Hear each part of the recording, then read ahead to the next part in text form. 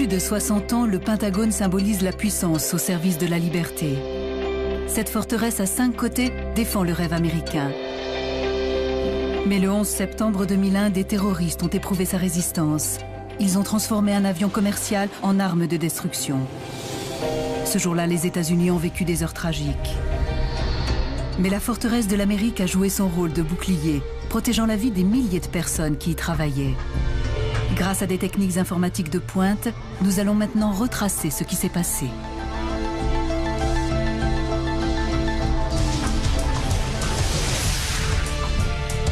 Les catastrophes sont rarement le fruit du hasard. Elles résultent souvent d'un enchaînement d'événements malheureux. Aujourd'hui, dans la Minute de vérité, Pentagone, 9 septembre 2001.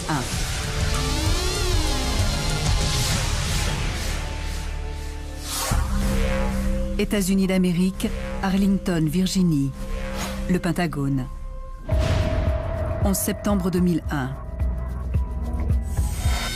6h46 du matin, c'est l'aube. Au cœur du pays endormi, la citadelle de la défense américaine s'anime. Bonjour, vous écoutez WTW, nous sommes le 11 septembre. Le lieutenant-colonel Marilyn Wills planifie déjà sa journée. Ce matin-là, j'ai appelé une amie pour lui demander d'emmener les filles à l'école car mon mari et moi devions partir tôt. Un gros bisou à chacune et en route. Marilyn fait partie des 23 000 employés qui convergent quotidiennement vers le Pentagone. Hommes et femmes, civils et militaires, matelots, marines et soldats de l'air. Le Pentagone est l'un des plus grands immeubles administratifs du monde. Sa structure, formée de 5 anneaux concentriques sur 5 niveaux, est unique. En tout, ce sont presque 30 km de couloirs qui serpentent à travers plus de 600 000 mètres carrés de bureaux. 3 fois l'Empire State Building. Une petite ville dotée de toutes les commodités et d'un centre d'opération high-tech pour en assurer la surveillance et la sécurité. «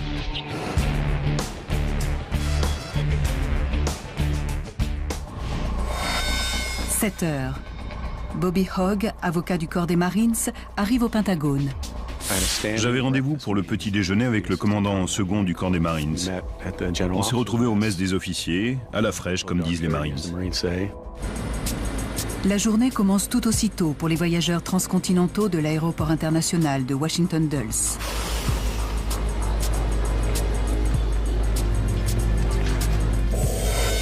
7h18. Des terroristes armés de couteaux et de cutters passent les contrôles de sécurité de l'aéroport. Ils embarquent à bord du vol 77 d'American Airlines. 8 heures. Les bureaux du Pentagone sont maintenant à pied d'œuvre. Marilyn Wills se met en route pour une réunion de service. Militaire de carrière depuis 20 ans, elle a été nommée responsable du personnel militaire et des relations avec le Congrès il y a 2 ans. Avec ma collègue, on a discuté des sujets que je voulais aborder à la réunion de mardi. Ensuite, je lui ai dit à plus tard et je suis allée à la salle de conférence. 8h20.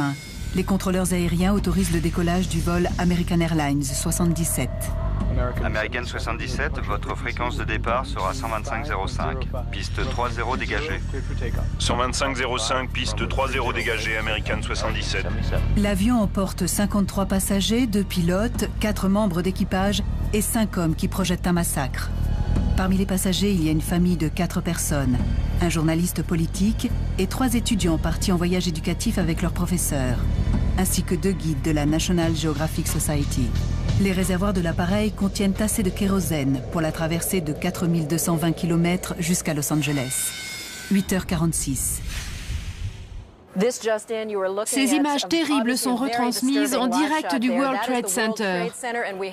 On nous annonce qu'un avion se serait écrasé sur l'une des 2 tours. Un silence inhabituel envahit le Pentagone.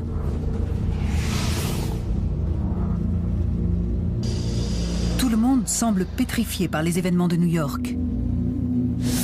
John Yates est responsable de la sécurité au Pentagone. J'ai regardé ça pendant 4 ou 5 minutes, puis je suis allé appeler ma femme. Avant de raccrocher, elle m'a dit « Chérie, fais-moi plaisir, reste sous ton bureau aujourd'hui. » J'ai rigolé et j'ai répondu « Compte sur moi, je t'aime. À ce soir. » Personne ne mesure encore vraiment la gravité de la situation. 8h50. Le vol American Airlines 77 est parti depuis 30 minutes. Il a atteint son altitude de croisière à 10 500 mètres et vient de traverser la frontière entre l'Ohio et le Kentucky. La tour de contrôle d'Indianapolis prend contact avec le pilote. American 77, direct Falmouth, dégagé. Direct Falmouth, American 77, merci. C'est la dernière communication du pilote.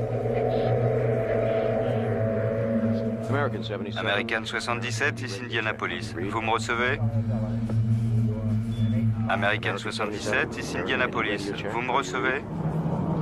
Aucune réponse. Les contrôleurs aériens s'inquiètent. Vous n'avez plus aucun contact? Non, pas de radio ni de signal radar. À cet instant, les informations de vol de l'appareil disparaissent de l'écran radar de la tour. Les contrôleurs ne savent plus où est l'avion. 8h54. À l'insu de tous, le vol American Airlines 77 a changé de direction. Il a fait demi-tour pour repartir à l'est. Au 3e étage du Pentagone, Bobby Hogg, Peter Murphy et un autre avocat discutent d'une affaire. 9h03. Un deuxième avion s'écrase sur le World Trade Center. Pour Bobby Hogg, il s'agit clairement d'une attaque terroriste. À ce moment-là, tout le monde sait ce qui se passe. Il est temps de réagir, de faire quelque chose. Nous sommes au Pentagone, au siège de la Défense nationale. Je dis à mon secrétaire, appelez la sécurité, demandez quel est le niveau d'alerte. Ils regardent tous la télé et personne ne surveille le bâtiment. Que se passe-t-il? Le caporal est revenu en m'annonçant un niveau d'alerte normal. J'ai dit, quoi? Impossible. Quelques secondes plus tard, la sécurité du bâtiment est renforcée. La tension monte au sein du Pentagone. Dans son bureau du rez-de-chaussée, le lieutenant Kevin Schaefer est vissé à sa télévision. Je n'arrivais pas à me concentrer sur mon travail. J'étais debout derrière mon bureau et je me souviens être resté là à regarder les événements. Certains collègues essayaient d'appeler leurs conjoints. Ils avaient besoin de partager leur détresse. Le Pentagone fait partie des cibles potentielles et la crise nationale se rapproche. Alan Wallace est l'un des 3 pompiers de la caserne du Pentagone. Ce matin-là, il vérifie les camions. Le président Bush est attendu à midi. 9h30.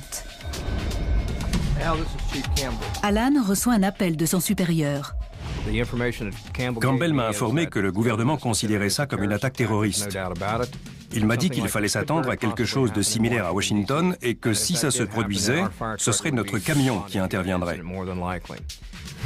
Marilyn Wills est toujours en réunion.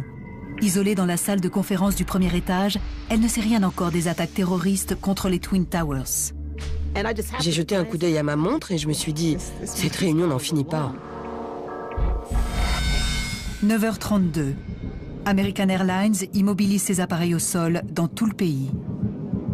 Alors qu'ils dégagent le ciel, les contrôleurs de Dulles repèrent un signal rapide sur leur radar.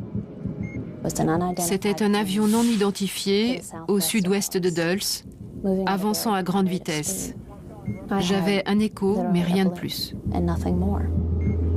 Volant à 750 km/h, l'appareil se dirige tout droit vers l'espace aérien protégé couvrant le Capitole et la Maison-Blanche. C'était un compte à rebours. 14 km à l'ouest, 12 km à l'ouest, et soudain l'avion a viré. Mais l'appareil non identifié fait un virage à 330 degrés, presque un cercle complet. Il fonce maintenant sur le Pentagone. On a perdu le contact radio. On a attendu et attendu. J'avais le cœur qui battait la chamade.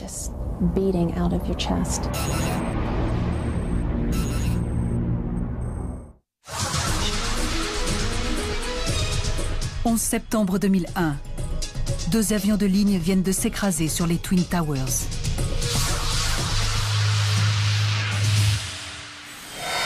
« 9h32. Échappant au radar, un autre appareil vole droit sur le Pentagone. À 9h37, Alan Wallace est devant la façade ouest du Pentagone, à côté de son camion de pompiers. J'étais à l'avant, à droite du camion, à 5-6 mètres de lui. Et en regardant en l'air sur ma gauche, j'ai vu un avion. 9h38. Le Boeing 757, qui va maintenant à 850 km/h, est à 1 seconde de l'impact. Il vole si bas qu'il renverse 3 lampadaires avant de s'écraser contre la façade ouest du Pentagone.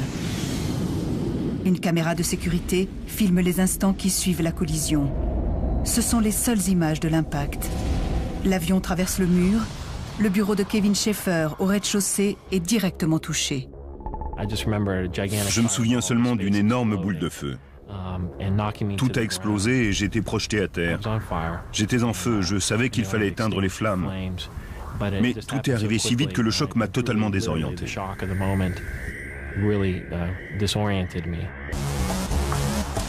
John Yates et Marilyn Wills sont au premier étage, juste au-dessus de la zone d'impact. Autour de moi, tout est devenu instantanément brûlant, comme dans un four. Et je sentais les sprinklers m'arroser le dos. Une femme s'est agrippée à mon pantalon et je lui ai dit « Tenez-vous à moi, ne me lâchez pas. Je vous emmène, on va sortir d'ici. » On a commencé à ramper. Je passais en premier avec la civile derrière moi. Je ne savais pas qu'il y avait encore plusieurs personnes derrière elle, parce qu'on n'y voyait rien du tout. Je ne voyais même pas mes mains devant moi. C'était noir de fumée. La femme derrière moi a tiré sur mon pantalon en disant qu'elle ne pouvait pas continuer, que la fumée était trop dense et que ça lui faisait mal quand elle respirait. J'avais mon pull d'uniforme que j'imbibais avec le liquide qui coulait du plafond pour l'aspirer et apaiser ma bouche en feu. Je le lui ai passé en disant « Aspirez le liquide mais ne l'avalez pas, recrachez-le ».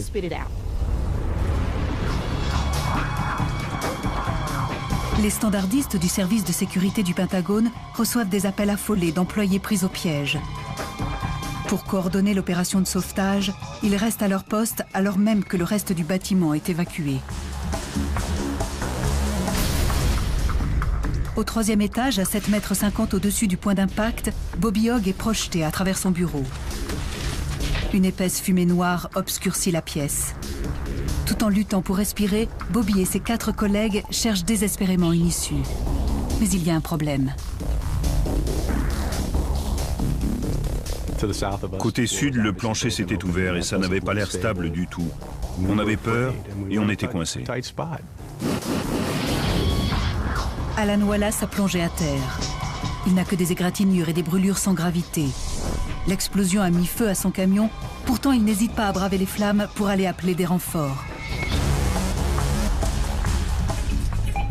Fort Myers Rescue Engine 161, you're responding. 75-63 au rapport. Un avion a percuté le Pentagone.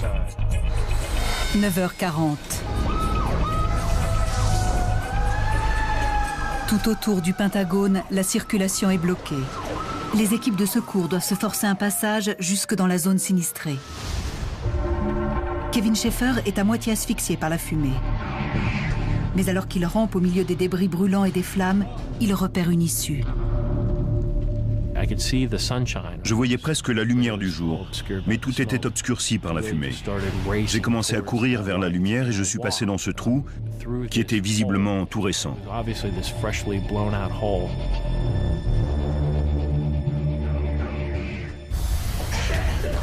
Mais au premier étage, Marilyn Wills est toujours coincée. On s'est mis à cogner sur une vitre avec les pieds et les mains. Et elle a fini par céder. La femme derrière moi était la plus âgée du groupe, donc on l'a laissée passer en premier. Il y avait aussi un soldat gravement brûlé qu'on a aidé à descendre. Il ne restait plus que mon supérieur et moi devant la fenêtre. Mais je savais que ma collègue était par là, parce qu'elle n'était pas en réunion ce matin-là. Et j'étais sûre qu'il y avait encore plusieurs personnes dans cette zone. Mon supérieur m'a dit d'y aller, mais je ne pouvais pas. Je voulais revenir en arrière. Il m'a ordonné de sortir immédiatement. Ça a été une décision très difficile, car je savais qu'il y avait encore des gens. Mais ça aurait été un suicide de revenir sur nos pas. Je suis donc sortie à mon tour. 9h45. 10 camions de pompiers luttent pour maîtriser le brasier. Des unités de triage médical prennent les premiers rescapés en charge. Devant la façade ouest, Alan Wallace aide les gens qui essaient de passer par les fenêtres. Le bâtiment est en feu, les gens sont terrifiés. Leurs brûlures les font souffrir, ils ne savent plus où ils sont. En haut des fenêtres, il y a des flammes, en bas, il y a de la fumée, et ces gens essaient de s'en sortir. L'incendie fait rage, et les pompiers n'ont aucun moyen d'atteindre les employés coincés au 3e étage. Une fumée noire tourbillonne de chaque côté du corridor. Cherchant toujours une issue, Bobby Hogg et ses collègues tombent à nouveau sur la fissure dans le sol. La fissure s'était élargie et le plancher s'était un peu plus affaissé. On voyait les flammes passer à travers. Les 5 hommes semblent perdus. Vous m'entendez? Venez par ici! Un jeune type criait « On peut sortir par ici, par ici ». On n'a pas posé de questions, on s'est accrochés les uns aux autres et on a progressé jusqu'à la porte. 9h55. L'avion a percuté le Pentagone depuis 17 minutes quand les pompiers entendent le bâtiment grincer et craquer. Des morceaux entiers du rez-de-chaussée s'affaissent. La structure est sur le point de s'effondrer et ils évacuent rapidement la zone. 9h57. «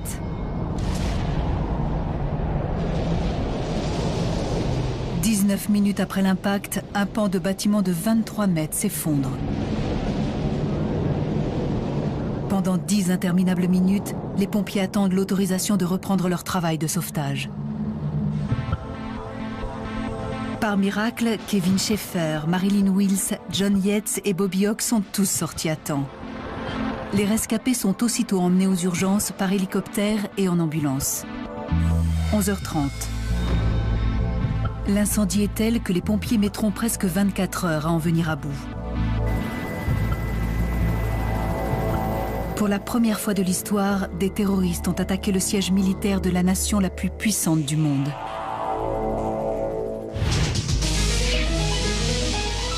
Nous allons maintenant rembobiner le cours de cette journée et suivre le travail des enquêteurs pour vous révéler ce qui s'est passé.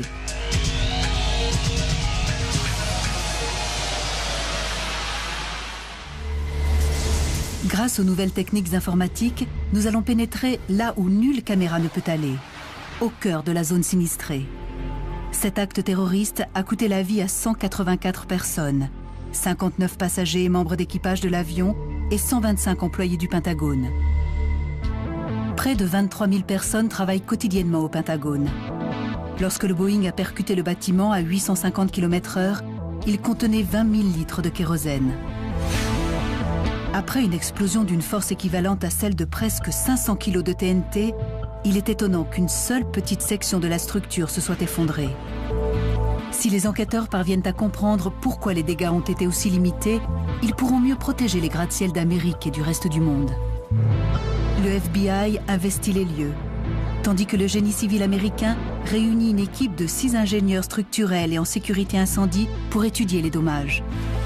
Mais avant d'examiner le bâtiment lui-même, les experts doivent reconstituer l'angle de vol pour découvrir comment l'avion est entré dans le Pentagone. Ils commencent par écouter les enregistrements du contrôle aérien. 78 minutes avant l'impact, le vol American Airlines 77 est autorisé à décoller de l'aéroport international de Washington Dulles. Votre fréquence de départ sera 125.05, piste 3.0 dégagée. 125.05, piste 3.0. Ces enregistrements montrent que pendant 31 minutes, le Boeing 757 a suivi son plan de vol et communiqué avec les contrôleurs aériens. 44 minutes avant l'impact, Les données de la boîte noire indiquent que l'appareil amorce un virage à 180 degrés pour repartir à l'est, en survolant la Virginie. 42 minutes avant l'impact, le vol 77 coupe tout contact. American 77, American Indy radio check. How do you read? Que s'est-il passé dans cet avion après le dernier échange entre le pilote et la tour de contrôle? Ancien enquêteur auprès du Bureau américain d'enquête sur les accidents aériens, Bob Francis a son idée sur la question. À 8h50, il n'y a aucun problème. À 8h56, les pirates contrôlent l'avion. Leur tout premier geste a certainement été d'éteindre le transpondeur.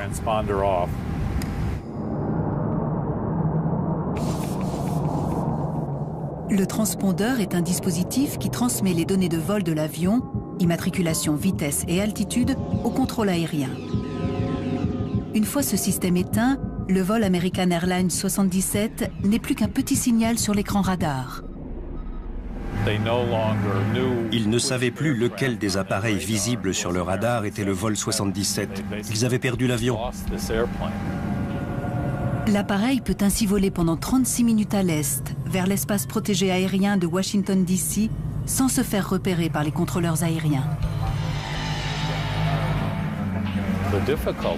Le problème, c'est qu'ils le cherchaient à l'ouest, parce que c'était la destination initiale du vol et qu'ils pensaient qu'il allait continuer dans la même direction. 6 minutes avant l'impact. Soudain, à Washington, le contrôleur aérien Daniel O'Brien repère un écho qui se déplace rapidement vers la Maison-Blanche. Mais il disparaît presque aussitôt. 4 minutes avant l'impact. La boîte noire confirme que l'avion a commencé à piquer. Plongeant de 670 mètres et virant à 330 degrés pour s'aligner sur le Pentagone, il accélère jusqu'à 850 km/h.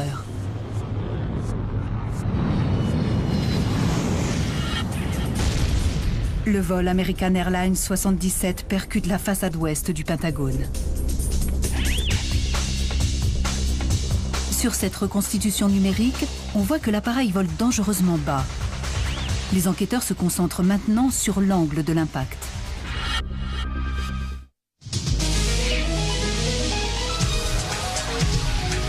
Contrôlé par les 5 terroristes, l'avion d'American Airlines vient de s'écraser contre le rez-de-chaussée du Pentagone.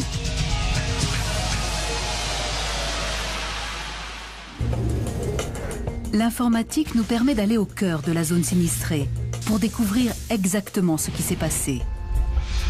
Comprendre comment l'appareil a percuté le bâtiment est une des premières étapes clés de l'enquête. Il n'existe aucune image de l'impact. Ce film provient d'une caméra de sécurité qui se déclenche une fois par seconde. Mais à 850 km/h, l'avion a heurté le bâtiment entre 2 clichés. Il manque donc la seule image qui pourrait réellement aider les enquêteurs, celle de l'impact lui-même. L'ingénieur structurel Aline Kilsheimer a été l'un des premiers experts sur les lieux. Au début, je ne savais pas comment ça s'était passé. Aline s'intéresse au point d'entrée de l'appareil. Il y avait des marques sur les briques à l'endroit où l'aile droite s'était enfoncée. L'avion était donc incliné avec l'aile droite plus haute que la gauche. 9h38. L'avion entre en biais.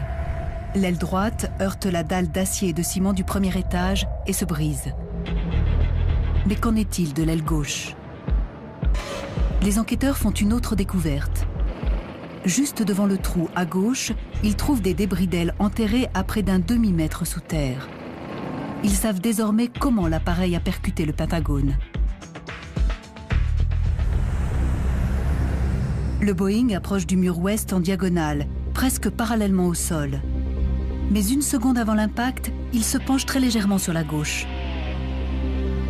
Au moment de l'impact, le dessous de l'aile gauche et le moteur touchent le sol, presque à l'instant où le nez emboutit le bâtiment. C'est une information importante, car l'angle d'entrée détermine le parcours de l'avion à l'intérieur.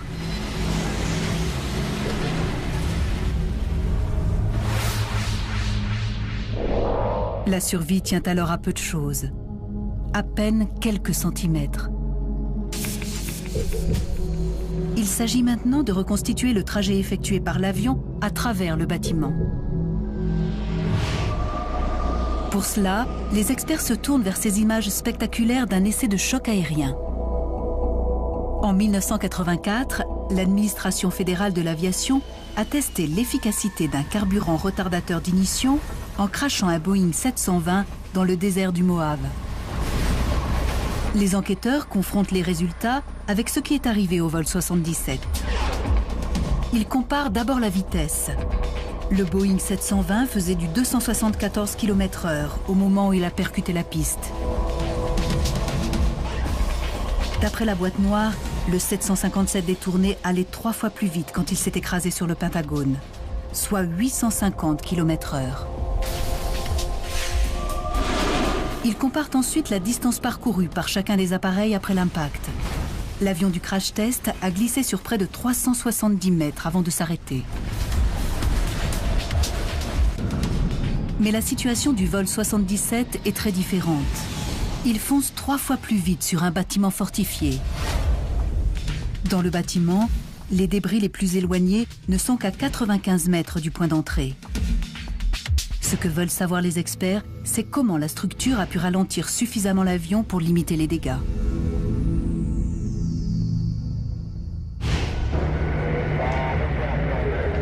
Pour le découvrir, ils vont étudier les décombres du rez-de-chaussée. En cette nouvelle ère de terreur, les ingénieurs ont besoin de comprendre comment mieux protéger les immeubles administratifs des attaques terroristes.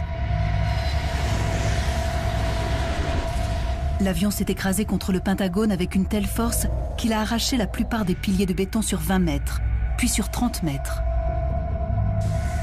Mais presque à 50 mètres à l'intérieur de l'édifice, les piliers bien qu'endommagés sont encore debout. Les enquêteurs commencent à voir assez précisément ce qui s'est passé. En fait, l'avion s'est désintégré en traversant le bâtiment. Voici l'impact. Agissant comme une balle, le nez de l'avion perce une ouverture dans la façade. Un centième de seconde plus tard, l'appareil percute les 8 premiers piliers et commence à se démanteler. 2 centièmes de seconde. Conservant une partie de sa vitesse, la carcasse continue à s'enfoncer dans les bureaux. Une demi-seconde, la boîte noire, l'enregistreur des conversations en cabine et le train d'atterrissage parcourent presque 100 mètres à l'intérieur du bâtiment. Ce sont les seuls éléments identifiables de l'avion que l'on ait retrouvés.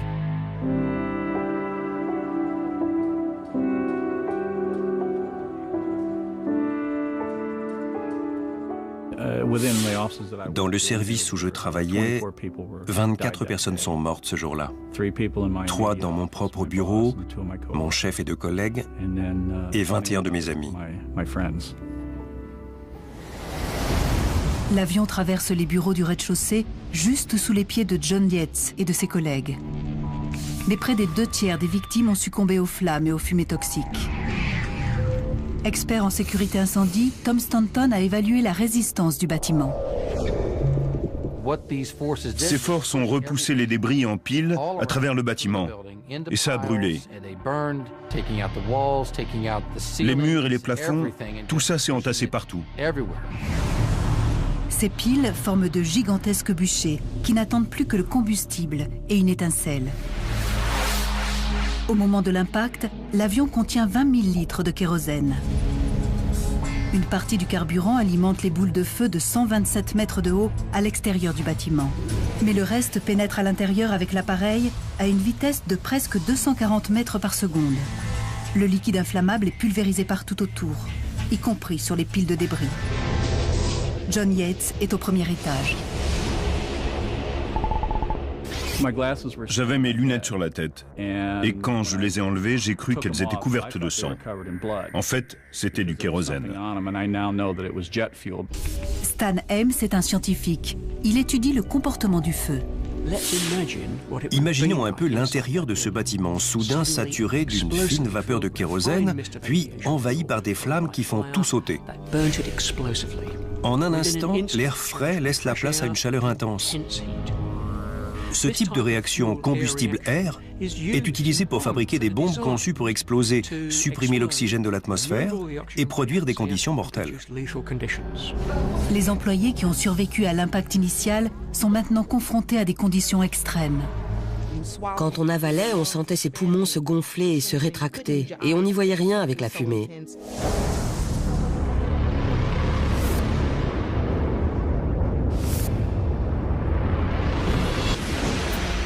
La situation est insoutenable. Les 95 mètres parcourus par l'appareil à l'intérieur du bâtiment ne sont plus qu'un gigantesque incendie. Pourtant, malgré les flammes et les explosions, certains ont survécu, comme John Yates. Mais comment ? Un an avant le 11 septembre, les systèmes de protection contre l'incendie du Pentagone ont été modernisés. Des ingénieurs ont installé des sprinklers ultra puissants capables de maîtriser 2 fois plus de flammes. Par une chance extraordinaire, c'est justement la partie du bâtiment touchée par l'avion qu'on a ainsi équipée. Au premier étage, John Yates a été brûlé au 2e et 3e degré sur 35% du corps. Mais sans les sprinklers, il n'aurait pas survécu. Les sprinklers sont ce qu'il y a de mieux en matière de protection et de lutte contre l'incendie, parce qu'ils sont automatiques et très fiables. Ils font leur boulot et ils le font bien. Mais il en va tout autrement pour le rez-de-chaussée. Là, il semble carrément impossible que quelqu'un ait pu survivre au passage de l'avion. Et pourtant, il y a un rescapé. Son histoire est un véritable miracle.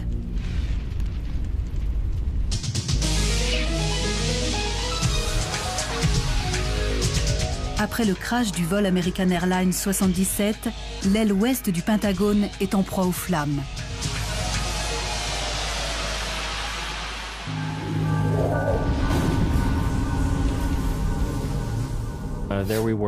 On était à l'intérieur du Pentagone et tout à coup, tout a explosé autour de moi. Georgine Glatz est une des responsables du projet de rénovation du Pentagone. Quand on voit les dégâts, on imagine mal qui a pu survivre derrière ces murs et ces bureaux. Pour comprendre, le groupe de travail du Pentagone se tourne vers les rescapés.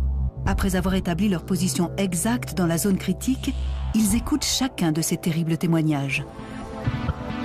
Au terme de 6 semaines d'enquête, Georgine Glatz a déjà rencontré 30 personnes, quand elle entend parler d'un homme qui est encore au service des grands brûlés de l'hôpital de Washington, un certain Kevin Schaefer. Son récit entraîne une incroyable révélation. Le bureau de Kevin se trouvait directement sur le trajet de l'avion au rez-de-chaussée.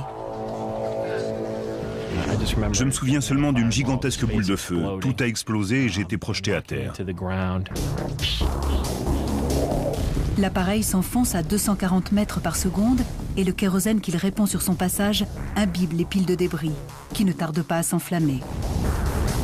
Comment Kevin a-t-il survécu ? Je suis parti dans une autre direction et je me suis mis à ramper en escaladant des tas de débris et en traversant des poches de feu.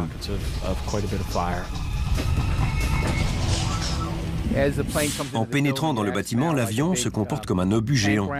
C'est presque comme si on faisait exploser quelque chose dans une carrière de roche. On a plusieurs détonations à quelques millisecondes d'écart. Ce film montre ce qui se passe pendant une explosion. La première étape, c'est l'onde provoquée par le souffle de la bombe. L'énergie dégagée par l'explosion comprime les particules d'air qu'elle rencontre, créant une onde de choc qui se propage plus vite que le son et démolit tout sur son passage.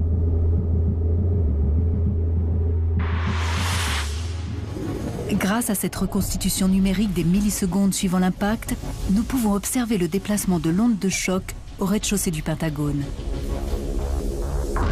Au moment où l'appareil entre dans le bâtiment, plusieurs explosions se produisent à quelques millisecondes d'écart. Elles déclenchent des ondes de choc qui suivent la voie de la moindre résistance, rebondissant sur les surfaces solides et se propageant de façon chaotique à travers les bureaux. Kevin Schaefer échappe de justesse à ces ricochets. À quelques centimètres près, le souffle de l'explosion l'aurait heurté de plein fouet. Si j'avais perdu conscience, je ne crois pas que j'aurais pu survivre. Je serais sûrement mort. Les ondes de choc ouvrent un trou dans le corridor. Pour Kevin, c'est la seule issue. Il parvient à fuir en rampant encore sur 28 mètres. Brûlé sur 42% du corps, il fera 2 malaises cardiaques à l'hôpital. Le comportement erratique des ondes de choc s'explique par l'architecture unique du bâtiment. Le Pentagone se compose de 5 anneaux concentriques. Les anneaux B et C sont séparés par un corridor. Les ondes de choc qui dévastent le rez-de-chaussée sont contenues par les 3 premiers anneaux. L'énergie dégagée par toutes ces explosions n'a pu se dissiper qu'en atteignant le corridor.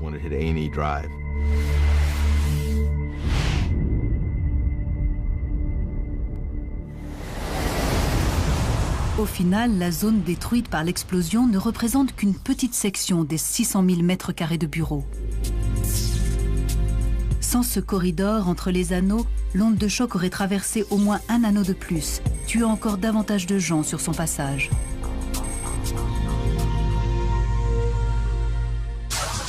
Mais le Pentagone a d'autres particularités qui ont permis de sauver des vies. Pour les découvrir, il nous faut revenir au moment de l'impact. Marilyn Wills et ses compagnons rampent à travers le premier étage pour fuir. Ils sont juste au-dessus de la zone du crash. Les piliers de béton ont été pliés et arrachés. Mais par extraordinaire, l'étage va encore tenir 19 minutes avant de s'effondrer. La chaîne humaine profite de ces instants précieux pour atteindre une fenêtre. Les experts tentent désormais de comprendre comment, après avoir été percuté par un avion à 850 km/h, cette partie du bâtiment ne s'est pas disloquée dès l'impact. Au rez-de-chaussée, le relevé des dégâts indique que 30 piliers ont été littéralement arrachés et 20 autres sérieusement endommagés. Les ingénieurs sont perplexes. Avec tant de piliers détruits ou abîmés, comment le bâtiment a-t-il pu rester debout? La réponse remonte à 1941. La construction du Pentagone a commencé le 11 septembre, 60 ans tout juste avant l'attaque terroriste de 2001. À l'époque, le ministère de la Guerre estime qu'il n'aura plus besoin d'un QG de cette taille après la Seconde Guerre mondiale. Il prévoit de consacrer le bâtiment aux archives. Pour supporter les lourdes charges, les architectes ajoutent des poutrelles et des piliers supplémentaires, avec des armatures en acier. Après l'attaque terroriste, l'ingénieur Aline Kilsheimer, chef du chantier de reconstruction, a reproduit à l'identique le système de piliers et de poutrelles conçu en 1941. Si vous faites exploser ce pilier, la poutrelle se dira qu'il n'y a plus rien pour la soutenir et elle se laissera tomber le long de l'armature en acier jusqu'au pilier suivant pour s'y appuyer. Et c'est parce que ces barres ont été doublées qu'une telle chose est possible. Kilsheimer a bien étudié la question. Chaque pilier contient une armature en acier qui va du plancher au plafond. Ça permet d'empêcher les barres de se tordre vers l'extérieur tout en contenant le béton à l'intérieur de la cage. Les forces dévastatrices qui se sont déchaînées au rez-de-chaussée ont détruit 50 piliers sur leur passage. Et c'est l'armature d'acier des piliers restants qui a maintenu le bâtiment debout. Ce n'est plus comme ça aujourd'hui. Là, si une barre casse, la structure tient quand même le coup. Dans un bâtiment moderne, si une ou deux barres cassent, le pilier explose. Mais les plans de 1941 avaient une autre spécificité, elle aussi providentielle. 3 minutes après l'explosion, Bobby Hogg et ses collègues du 3e étage aperçoivent une fissure dans le plancher. Je suis passé par-dessus le joint de dilatation qui divisait notre bureau. C'est là que j'ai réalisé que le bâtiment était sur le point de s'effondrer. Parce qu'il était clair que le joint avait lâché et que le sol s'était ouvert en deux. L'explication ? Les architectes du Pentagone l'ont doté de ce qu'on appelle des joints de dilatation.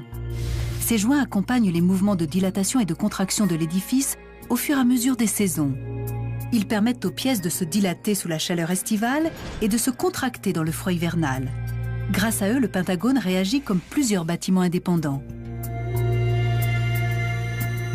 Le 11 septembre, le joint de dilatation de l'aile ouest a donc protégé le reste de la structure, sauvant ainsi des vies. 19 minutes après l'impact. Le Pentagone semble avoir été découpé au couteau le long du joint de dilatation. Si à la place du joint de dilatation, il y avait eu un lien rigide entre ces deux parties, on aurait perdu une section beaucoup plus importante du bâtiment au nord du joint de dilatation. Le joint de dilatation a donné aux survivants le temps de se frayer un chemin vers la sortie. Si vous étiez amené à vivre ce genre de cauchemar, il n'y a pas de meilleur endroit que le Pentagone pour s'en sortir. J'espère que vous n'aurez jamais à faire un tel choix, mais si ça devait arriver, choisissez le Pentagone. Le 11 septembre, le Pentagone a héroïquement résisté aux forces extrêmes qui se sont exercées contre lui. Mais il y a encore une autre explication au grand nombre de survivants, ces vitres.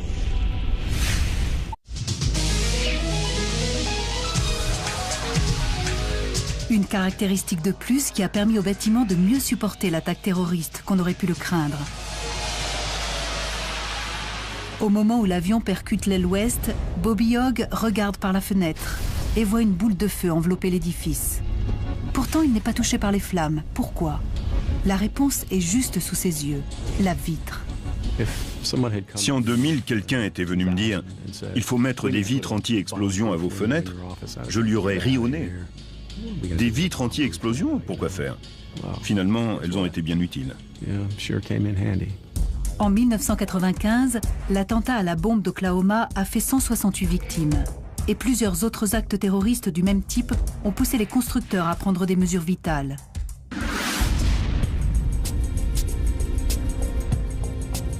Les ingénieurs ont proposé diverses innovations, dont des vitrages plus résistants. Partout où il y avait des vitres anti-explosion, les gens ont pu s'échapper, en particulier dans les étages supérieurs. Ces fenêtres, situées à quelques mètres du point d'entrée de l'avion, sont intactes. Sans elles, Bobby et des centaines d'autres seraient peut-être morts. Le 11 septembre, toutes ces mesures de protection avaient déjà été mises en place dans la zone du bâtiment connue sous le nom de Wedge One. Et c'est justement cette section modernisée que les terroristes ont choisi d'attaquer ce matin-là. Mais le projet de rénovation du Pentagone a aussi sauvé des vies d'une façon plus inattendue.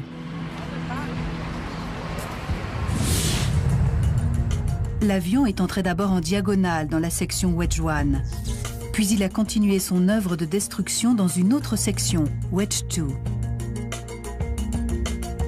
En temps normal, 5000 personnes y travaillent. Mais ce jour-là, la rénovation de la zone était en cours.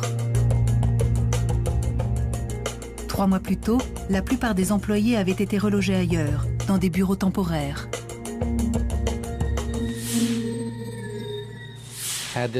Si ça s'était passé dans une autre partie du bâtiment, les pertes auraient été jusqu'à 10 fois plus importantes. La catastrophe aurait été comparable à celle de New York. Les enquêteurs sont enfin à même de retracer l'enchaînement tragique des événements. 8h20. Le vol American Airlines 77 décolle de Washington Dulles, avec 53 passagers et 6 membres d'équipage à son bord. 8h56. Les pirates de l'air éteignent le transpondeur de l'appareil et les contrôleurs aériens perdent tout contact avec l'avion. 9h38. Le Boeing 757 percute le rez-de-chaussée du Pentagone. En quelques millisecondes, l'avion commence à se désintégrer. Le kérosène est projeté dans tout le bâtiment. Le trajet bref mais meurtrier de l'appareil s'accompagne d'explosions et de violents incendies. 9h39. Avec ses joints de dilatation et ses vitres anti-explosion, la structure de 1941 résiste à l'impact, permettant à de nombreuses personnes d'échapper à la mort. 9h57. Seul 1/5 de la zone touchée s'effondre. L'attentat a coûté la vie à tous les passagers et membres d'équipage de l'avion, ainsi qu'à 125 employés du Pentagone. L'héroïsme des employés eux-mêmes a sauvé un nombre incalculable de vies. Qu'il soit dans l'armée de terre, l'armée de l'air ou les Marines, un militaire n'abandonne jamais ses camarades derrière lui. Cette femme qui s'est agrippée à mon pantalon, je crois que c'est la meilleure chose qui me soit arrivée ce jour-là.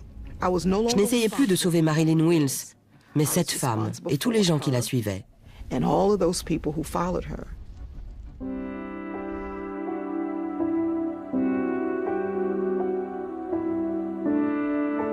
À l'intérieur du Pentagone, un mémorial a été érigé avec le nom des victimes.